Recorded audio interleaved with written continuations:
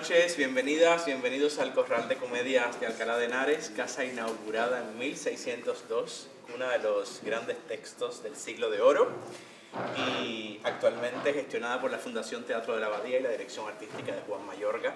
Es una grandísima alegría, teníamos muchas ganas de recibir en esta casa a Los Absurdos Teatro y creo que ha sido una noche absolutamente mágica y que nos ha demostrado una vez más de que el centro del teatro es unos intérpretes ejecutando una dramaturgia y un público admirándole y acompañándole. Muchísimas gracias a Alfonso Mendiguchía, autor también de esta función que dirige Natalia Hernández y Patricia Estremera. Es una alegría ver esta revolución teatral en escena, todos estos mundos a los que nos lleváis a lo largo de 1 hora y media en este thriller que tiene de todo, verdaderamente. Todo ese juego tan absolutamente dramático, teatral, cómico, en el que nos zambullís. Y es un verdadero regalo, es una fiesta del teatro en una casa que a lo largo de tantos siglos ha recibido tantas palabras, tantos personajes, este juego que nos proponéis con los absurdos. Contadnos un poquito en este espacio que tenemos tras las funciones de viernes. Nos gusta sobre todo abrir el debate al público, que os puedan hacer algunas preguntas. Pero ante todo, contadnos un poco los absurdos, cuándo nace, cómo nace, qué es los absurdos y un poco el origen de esta función, cómo ha sido. ¿Yo? Bueno, pues Los Absurdos Teatro nace en el año 2010. Ya nos conocíamos de trabajar mucho juntos. Nosotros tenemos mucha calle, hemos hecho muchísimo teatro de calle y bueno, pues surgió en el 2010 con un espectáculo que se llamaba Desnudo, nadie es perfecto. Y tuvieron, eran Alfonso y otro actor, y tuvieron como 500 funciones, una cosa así, estuvieron muchísimos años. Y empezamos siendo muy pequeñitos, probando, experimentando nuestros propios textos, nuestra propia forma de hacer teatro, y ya te digo, pues en salitas muy pequeñas, en bares también. Y luego hubo un montón de años que tuvimos funciones, hacíamos infantil por la mañana, por la tarde a las 4, a las 8 hacíamos Manténgase a la espera, a las 10 otra, y luego por la noche el Desnudo nadie es perfecto. No venía nadie a vernos, ¿sabes? Y aún así no llegábamos. Hoy y mañana tenemos el corral lleno para disfrutar de vuestro trabajo. Y nada, y empezó así, poquito a poco, experimentando, buscando nuestro propio lenguaje, nuestro propio estilo, que es, pues es un ritmo muy rápido, siempre muchos personajes, ruptura de la cuarta pared, pues experimentando ensayo-error, hasta el día de hoy, que estamos aquí. Que habéis visto los errores. Que habéis visto los errores y os los habéis comido con patatas. Sí, más o menos eso. Somos producto, como habéis visto, que todos vivíais en el 2010. En el arco del 2008 al 2010 somos producto, Absurdos Teatro, de la crisis del 2008.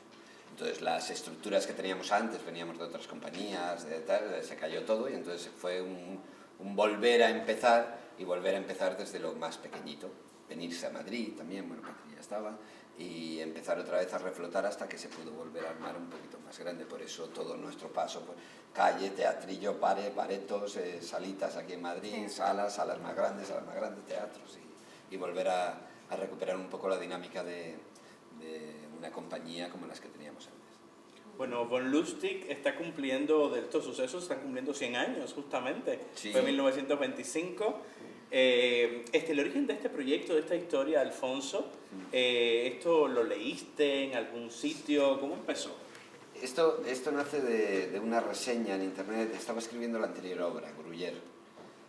Todas nuestras obras intentamos que tengan un punto de humor, pero que hablen de algo, ¿no? Desde el humor hablar de algo. La anterior, Gruyère, era un desauce. Lo que pasa es que he llevado a través del humor, incluso picando lo absurdo, pero hablando de cosas muy reales. Y en ese deambular, cuando estás preparando algo, por lo menos yo, cuando escribo, pues voy con los sentidos muy alerta, ¿no? Cuando estás escribiendo algo, tienes los sentidos muy alerta y cualquier cosa te llama la atención. Y entonces vi vi una reseña que decía un hombre que había vendido la Torre Eiffel, que me llamó mucho la atención. Y sobre todo me llamó la atención porque dije, ¿pero quién la ha comprado? Claro, porque yo me imaginaba, no me daba cuenta de lo de la chatarra. Digo, ¿pero quién tiene un jardín tan grande? ¿Cómo se la lleva? ¿Cómo, no? Todo esto. Y se quedó ahí en barbecho. Y después investigué un poquito porque hay muy poco de él. Todo lo que decimos aquí es real. Hasta el punto de que lo de este hombre sea real. Quiero decir que este hombre existió, que se llama Victor Lustig, que tiene el certificado de función que le pusieron aprendiz de vendedor, que vendió la Torre Eiffel, todos los timos que han salido aquí, que fue amigo de Al Capone, vamos, amigo, que le hizo el timo lo de la granja de Missouri, todo es absolutamente real, siempre y cuando tomemos por cierto que es real él. Que se llamara Victor Lustig. Han intentado investigar, no hay casi nada escrito, más 4 datos, que es lo que yo fui rehaciendo su vida con esos 4 datos, que son estos. Pero hubo un investigador que fue a Austinet, donde se sabe, y digamos que se le pierde un poco la pista, o sea, que lo mismo ni se llamaba Victor Lustig, pero desde luego es el nombre que utilizó durante tanto tiempo como el suyo real, y lo del conde von Lustig. Entonces, estaba viendo, esto me quedó en barbecho, ¿no? Esto coincide con la época de las mascarillas y la salida de informaciones del hijo del duque de Feria, que si había todas estas cosas, ¿no? Entonces, mi cabeza estaba embullendo como el mundo de la impostura, ¿no?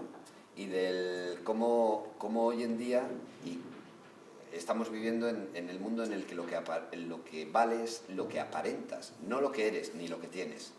Porque a lo que eres le había sustituido groseramente el tener. Pero ahora es el parecer ser y el parecer tener. Todo esto se confluyó y cuando terminamos había que volver a montar otra, volvió a aparecer.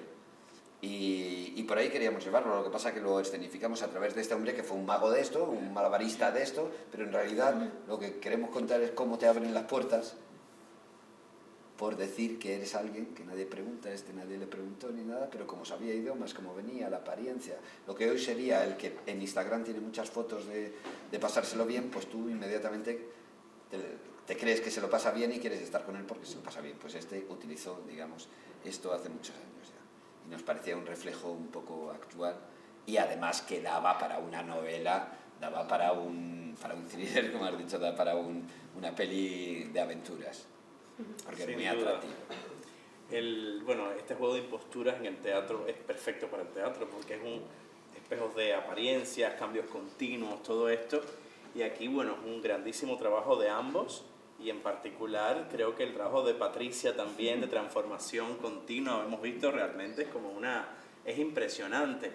Entonces, antes de dar la palabra al público, sí, contándonos un poquito, en este caso Natalia ha sido la directora del espectáculo, contándonos un poco cómo son esas tripas de un proceso de este tipo, aunque os conocéis mucho y se ve que tenéis mucha química, sí. Es innegable esto, posiblemente 2 intérpretes que no se conozcan y que necesitarían años para conseguirlo, todo esto que pasa en el escenario, pero es verdad que ese trabajo de tanta transformación, como dices, de ruptura de la cuarta pared, de convivencia de lo narrado y lo dramático, es decir, hay como una intención de llegar siempre como al público y a la vez entonces contar como pequeñas escenas, es decir, es una dramaturgia que va como a saltos, ¿no? Y que te va llevando, que va manteniendo tu atención también en eso.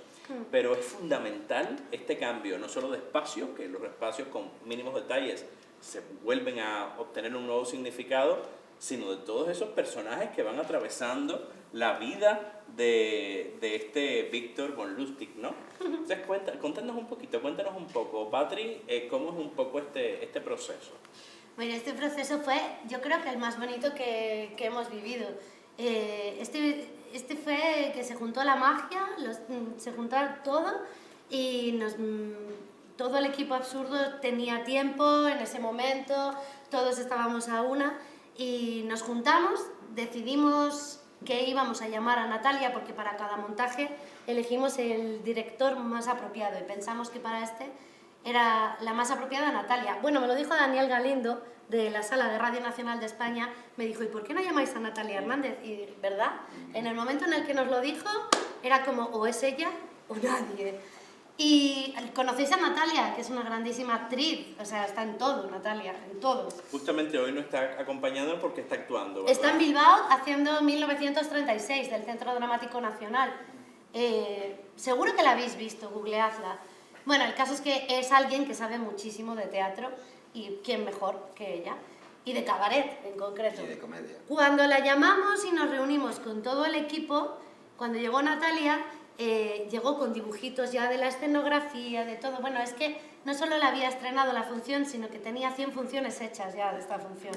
Y nos pusimos a trabajar todos juntos, David Bueno, música, Reme Gómez, vestuario, cartelería, todo el mundo, y salió esta maravilla. Lo que sí que pretendíamos era que fuera algo muy dinámico, como siempre, muy divertido, muy ágil, que al público lo atrapara como cuando vas al cine y te metes en la peli, pues igual en el teatro, pero para todos los públicos, ¿sabes? Que mayores, pequeños, todo el mundo. Y luego pretendíamos diferenciar muy bien los personajes.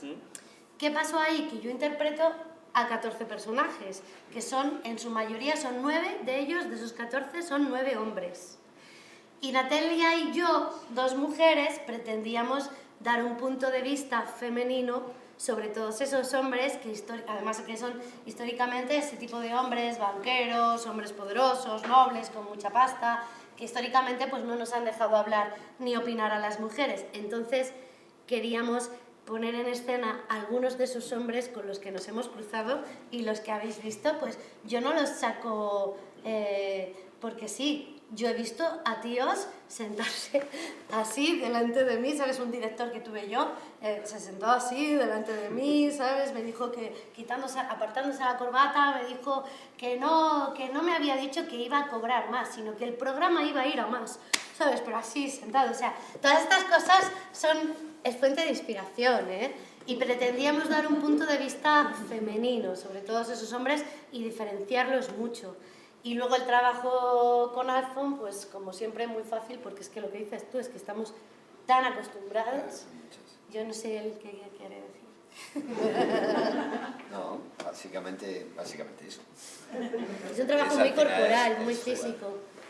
Sí, que tiene muchas escuelas mezcladas. Hay también algo como de una herencia de muchos años trabajando, donde ves una superposición y es algo muy particular, además que tiene vuestro lenguaje escénico. Yo una vez decía que yo he podido hacer Kiki porque yo esto a lo mejor me lo pillas con 20 años, este personaje, pues no lo hago igual, ¿sabes? Pues esta profesión se va aprendiendo a base de hacer mucho. Y yo creo que puedo hacer Kiki por todos los fallos que he cometido en mi carrera de actriz, en todas esas cosas que no he hecho bien, luego han hecho que yo pudiera hacer con tanto descaro y tanto desparpajo este personaje.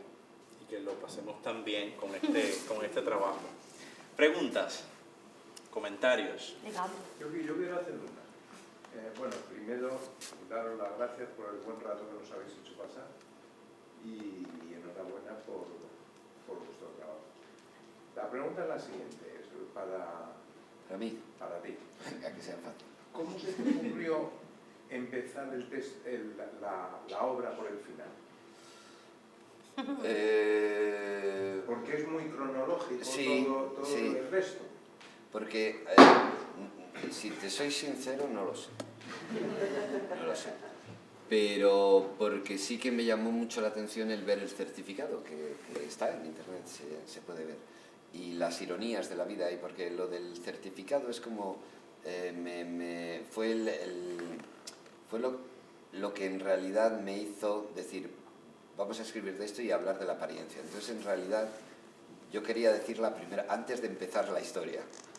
Lo de las cartas, el trilero, todo el mundo puede tener un sinvergüenza, pero viene, hay que saber, la impostura, el parecer ser, todo esto era el rollo que yo quería soltar. El prólogo. Entonces, esto me permitía hacer eso, un juego de decir, bueno, estas son las bases, ya hemos dicho que somos unos sinvergüenzas todos, nos hemos quitado, ahora vamos a escuchar la historia de este hombre. Y después fue surgiendo de la mano, pero el inicio me surgió de ahí porque al final ahí vi algo que me impulsó a hablar, que fue de lo que quería hablar. Y no sé si le di mucha, ya no me acuerdo, pero sé que el impulso de ver esto, dije, ¡guau! aquí hay una historia, como un propio impostor quiere seguir con la impostura después de muerto y se revolvería en su tumba porque hay otro que ya, una vez que pasamos ya no somos nada, y ha dicho, aprendí de vendedor porque ya le importa cuándo ha sido el tipo más perseguido, no el tipo que ha triunfado y tal, pero también se olvida. Y el ver ese, me acuerdo de ver el certificado, dije, esto es verdad, porque no sabía si era verdad hasta que lo vi. Y cuando vi que era verdad, dije, pues vamos a arrancar de ahí, de esa doble cuestión, y de ahí arranca todo lo demás, el que estén muertos, que vengan, que se revuelvan, o sea, que vengan aquí a contarnos la historia. Y después, para contar lo único inventado de toda la historia, lo único realmente inventado es Kiki, que está inspirada, por otro lado, en Kiki de Montparnasse, que fue amante de varios pintores, también de tal, entonces es un personaje de la época, todo estaba en tiempo y forma, pero es el único personaje inventado porque lo que sí que quería era que todo se recreara, que fuera un metateatro y que ellos hicieran, más que nada porque solo somos 2 actores. Entonces teníamos que hacerlo y me parecía que era combinar eso, quien me ha enseñado casi, quien ha enseñado al propio Lustig, una Meretriz que viene, una Buscavidas, otra de tal, sin el talento quizá de él para pergeñar, pero que es la compinche necesaria, y en este caso la compinche necesaria para poder relatar la vida. Sí, seguido. No sé si es una pregunta o un comentario. Me ha gustado muchísimo y desde luego habéis hecho honor al sitio con el texto. Todos estamos un poco cansados de teatro muchas veces con guiones tan flojos y tal. El texto me ha encantado, es súper denso, me parece que está muy bien escrito y me he preguntado varias veces si tenéis alguna técnica de memoria. Porque claro, ahora la habéis representado muchas veces, pero un día fue la primera vez. Es hora y media como una metralleta, sin parar. Nosotros estudiamos juntos siempre, siempre. No otras funciones con otra gente, tú te estudias el texto, tú en tu casa, ¿sabes? Como buenamente puedas.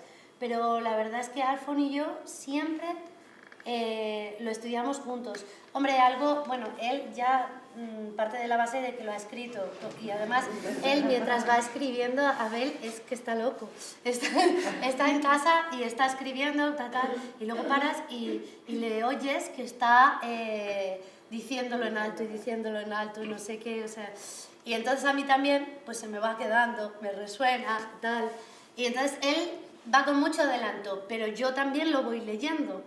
Él me va dando, yo voy leyendo, entonces también me va sonando. Y luego entre los dos, pim pam, pim pam, pim pam. La primera función viene de mucho tiempo de estudio. Sí, muchas horas. Por curiosidad, ¿cuántas páginas tiene tu libreto? Pues mira, el libro que está publicado en Antígona, en formato libro de los de Antígona, si las habéis visto. Te iba a decir las páginas, pero no sé, 120. Sí, 120 va a Por ser. ahí. Pero bueno, también en formato libre. En los folios lo que más o menos yo hago cuando No, lo tiene escribo de problema forma sin esto son unas No nos dimos 70. cuenta. Era la primera que nos dimos cuenta. Cada quien a su Pero bueno, después es muy... O sea, yo intento escribir por eso, me voy diciendo, yo hago todo en mi cabeza, ¿no? Y voy haciendo y tal. Al final sí que hay una cosa que, bueno, no lo sé, pero a lo mejor en otro autor es distinto. Pero yo es que escribo para hacerlo. Y para hacerlo yo. Vosotros. No soy un autor que a lo mejor te lo coge una compañía o alguien, todo lo que he escrito siempre es para hacerlo. O sea, yo sé que se va a hacer. Entonces tú escribes de una forma, no sé los demás, que a lo mejor, pero ya escribes poniendo la dramaturgia. O sea, escribes y haces la dramaturgia y piensas. Lo más difícil de todos estos textos, cuando los hago para dos, es pensar que todo cuadre pudiendo estar dos. ¿Y os lo sacáis alguna vez? ¿Cuál? No sé. ¿El guión? Sí. Constante. No, No, es muy difícil. Es muy difícil porque va muy Hay musical. lugar a la improvisación, ya te lo digo, no. Hay pequeñas cosas. Durante el proceso, por supuesto, Sí. se prueba mucho. Sí, Sí. sí. Ya luego, como se fija la función, Sí. va Sí. como un reloj. Sí, Después sí, como sí. el texto yo escribo de esta forma, yo no sé para bien o para mal, pero tengo como, hay muchas partes que tienen como una prosa rimada. Sí. Entonces como yo Tenemos escribo otra- así, pues me lo... Sí, yo mezclando con el comentario que ha hecho esta señora, verdaderamente es increíble, bueno, primero, encontrar a un dramaturgo que interpreta sus propios textos en este formato y con esta velocidad. Y ahora acabas de dar una clave, ¿no? que es eso, que es, joder, es que claro, al ser tuyo el texto te permite entrar mucho más potentemente, porque además lo escribes para, ya lo estás visualizando, ¿no? Donde están los in, los outs, donde haces las paradas y tal. Todo eso está como muy marcado cuando estás escribiendo, como cuando lo estás planteando como dramaturgia, lo que es la puesta en escena, o a nivel técnico me parece muy compleja también la pieza, porque es eso, el ritmo, por eso es imposible improvisar, porque en cuanto rompas la escaleta, Sí. se ha roto todo el castillo de naipes, ¿no? Lo Y que por hacemos eso- es equivocarnos de vez en cuando y tenemos que reconducir, pero hasta que reconducimos. Claro, pero vuelves Claro, volvemos a la a las escaleta, raíles. ¿no? Al guión, porque claro, todo tiene una complejidad de puestas en escena, de iluminaciones, músicas que Está entran, todo que medio salen. así. Claro, todo tiene que volver a su sitio, a su ser, ¿no? Y la pregunta es, no solo esa de si escribes pensando ya en la puesta en escena, o esto va surgiendo en los ensayos a través del work in progress, de ver cómo con la compañera, con Patricia, vas gestionando, oye, pues joder, pues podríamos sacar esto, y de repente como que metes pues las locuciones del tren, no sé, y tal,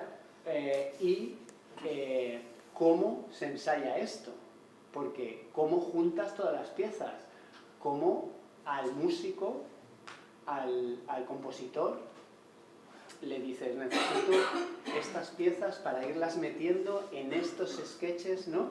Y cuando están sucediendo estas escenas. Y luego, cómo subir la velocidad de toda esta pieza, porque claro, está a 1×4. O sea, porque es como que tienes que empezar a plantearlo en tiempo real, ¿no? A 1×1, y luego empezar a subirle las revoluciones al disco. Claro. Para que sea este torbellino, ¿no? Y que todo encaje. Eso está... Claro, yo trabajo así, no sé cómo... Pero como sabemos, yo todo eso yo escribo todo eso. O sea, no hay nada que de repente... A lo mejor alguna vez... Lo que hago es quitar. Eso sí, en los ensayos lo que sí que se hace es quitar y corrijo después de cada ensayo, pues esto no ha funcionado, tal, pero pocas cosas. Pero lo que sí que hago es quitar mucho, ¿no? Porque se te va. Pero sí que está la intención esta de subir el ritmo. O sea, en la última yo le iba diciendo, vas a hacer una escena en la que vas a hacer muchas cosas, y se me ocurría, digo, voy a ir por aquí, entonces voy a ir al ascensor, y entonces tú, claro, yo ya me lo imagino escrito, por eso me sale escribirlo. Muchas veces me dice, termina lo que sea, y me dice, lémelo un momento, por favor, lémelo en alto que necesito escucharlo.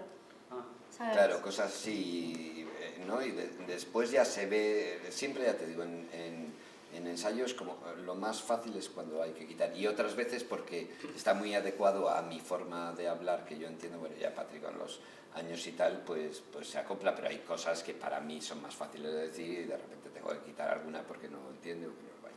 Eso está.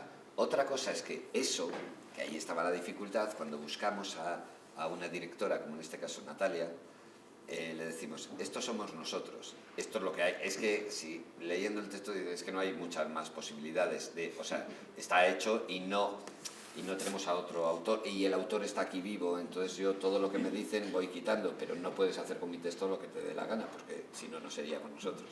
Otra cosa es que quitar, ya te digo, que consensuamos y vemos. Pero claro, es una limitación para el director, tener al autor, productor y productora y actores, o sea, todo en uno, ¿no? O sea, imagínate el lío. Mucho compromiso, va Claro. un cuidado, Natalia. Cualquiera Y sabe. ella, pero ella lo que sí que hace, y le cedemos absolutamente todo, los dos, es, esto es lo que somos y tal. Ahora, ¿cómo lo harías? Es decir, yo lo que no escribí, en principio, es que tenía que ser este teatro. Yo decía, un espacio, no, me daba igual el espacio inicial. O sea, las músicas, por ejemplo, donde ella dice, pues aquí, mira, por ejemplo, de ella sí que es que no estaba escrito por mí, vamos a meter 2 canciones y las quiero meter aquí y aquí. se las pidió David, que el texto de las canciones tampoco es mío, son de David enteramente. Y ella sí que tiene mucho olfato y dice, lo voy a colocar aquí. Entonces, para respetar lo escrito, escrupulosamente, porque ya te digo, respetar la dramaturgia que yo he hecho, no solo la escritura, sino la dramaturgia que he hecho, ella le ha corporizado y lo mete aquí. Lo respeta muy bien y ella sí que es la encargada de decir, música va aquí, aquí quiero unos estos, le vuelve loco a David, pero ella además es músico, con lo cual lo tiene muy claro y va pa. También vinieron las personas del equipo de iluminación, Claro. de pues eso, David Bueno de música, Reme Susana, Gómez, que está por aquí. Susana, que está por aquí, que ha lanzado la función hoy. Los diseñadores de iluminación también han venido a muchos ensayos. Y en los ensayos todo el mundo, o sea, nos ponían ahí como dos muñequitos y nosotros hacíamos y ellos estaban... Claro, hay como una regla que saben que la dramaturgia es esta, la dinámica, el ritmo, el no sé qué, y las palabras son estas. Eso no se puede mover. Este es el sello Claro. de la compañía. El ritmo absurdo no se puede mover. Ritmo, la forma de hacer, el no sé qué, ¿no? O sea, no es una versión de cojo a Hamlet y hago, porque como se escribe en este, bueno, pues estoy vivo y estoy aquí, pues no te voy a decir que no, claro. Salvo que me convenza algo, pero es muy raro que yo cuando lo escribo, es que escribo dando tantas vueltas a cada frase, porque quiero que suene bien, quiero que diga lo que diga, que tenga ironía, que concuerde con el otro, en unos momentos que rime, en otros momentos que no sé qué, entonces todo eso requiere de dar muchísimas vueltas, que no suene a pareados, que sea algo más complejo o algo más distinto, ¿no? Entonces las dado tantas vueltas, escribo una línea, la leo, 2 líneas, leo las 2, 3, vuelvo a leer las 3, o sea, yo por eso me lo sé cuando termino. Que es muy raro que a la primera alguien que ve en un ensayo diga, en un primer ensayo, encuentre algo que diga, ay, qué fallo has tenido en 17 horas que tú has tenido delante del texto, no te has dado cuenta de esto tan evidente, pero a veces ocurre, pero es raro, y yo además digo, vale, salvo que sea una cosa extraña, vamos a probarlo. Entonces, siempre partimos de algo que en el texto está muy cerradito, quiero decir, entonces, ya te digo, que se quita después, pero que siempre probamos lo que hay. Porque claro, nadie lo ha leído tanto. Antes de concluir, contadnos por favor un poquito sobre Paralelo, vuestro nuevo espectáculo, y dónde se podría ver próximamente. Paralelo 38 es el espectáculo que va después de este, que acabamos de estrenar el 12 de octubre en el Liceo de Salamanca. Nosotros somos compañía salmantina y entonces tenemos la suerte de que en el Liceo de Salamanca nos coproducen. Y este también es coproducción con el liceo. Y en ese espectáculo nos vamos a Corea del Norte, ¿vale? ¿Del norte? Del norte, como el atún del norte. Bueno, justo a la frontera, Paralelo 38. Sí, somos una banda de música, la Kimchi Band, que el kimchi, no sé si sabéis, que es el plato típico de Corea. Entonces, bueno, hay una confusión. Y somos una banda de música que no tiene mucho trabajo, que bueno, como mucho nos salen bolos en pueblos, pero no estamos contentos, estamos como frustrados y nos llaman de Corea, pero nosotros somos unos ignorantes que no sabemos si hay Corea del Norte o Corea del Sur, no sabemos nada. Total, que como nos pasa ahora a todos, ¿no? Las compañías también, que pues te llaman para ir al extranjero, a Los Ángeles, no hay dinero, da igual, es marketing, ¿sabes? Allá que vamos. Bueno, pues nos vamos a Corea y nos encontramos que vamos a actuar para Kim Jong-un en Corea del Norte. Y hasta aquí leemos. Hasta aquí, ya. Hasta aquí. No nos contéis Sí, más ahí. porque ya tenemos ganas de... Como podréis suponer, de lo que habla, pues es de los monstruos y de dónde surgen. ¿Y dónde podemos verla? Bueno, pues han salido bolos, que por supuesto venís... En vuestra web se puede en encontrar nuestra web, La Gira Absurda, Los Absurdos Teatro, podéis buscar. Sobre todo por Castilla y León ha salido ahora mismo y no sé cuándo vamos a venir a Madrid, eso ya es un misterio. Esperemos que pronto. Bueno, esperemos que sí, que muy pronto podamos volver a tener en este teatro, quién sabe si con Paralelo también, ¿no? Ojalá. Un gran placer recibiros en esta casa. Mañana creo que queda alguna entrada en algún rincón todavía por vender, pero pero verdaderamente creo que el público ha respondido muchísimo, muy bien, ha sido una escucha maravillosa, súper atenta. ¿Querías comentar algo? Sí, muy brevemente. Sí, muy brevemente. Sí. Solo una pregunta. ¿Cómo habéis pensado el director de Correos y Telégrafo francés representarlo como el personaje que lo ha representado? Como Rajoy, dices. Sí. La verdad es que...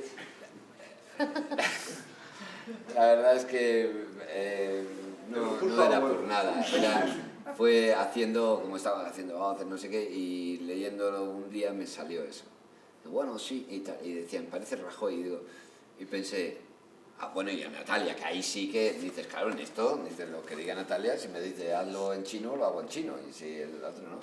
Y lo dice, pues funciona, dice, bueno, el que crea que es Rajoy, pues creerá que es Rajoy, ¿no? Es como expresión del timo político, no por él en concreto, no tiene una connotación más allá de eso, pero surgió de la casualidad.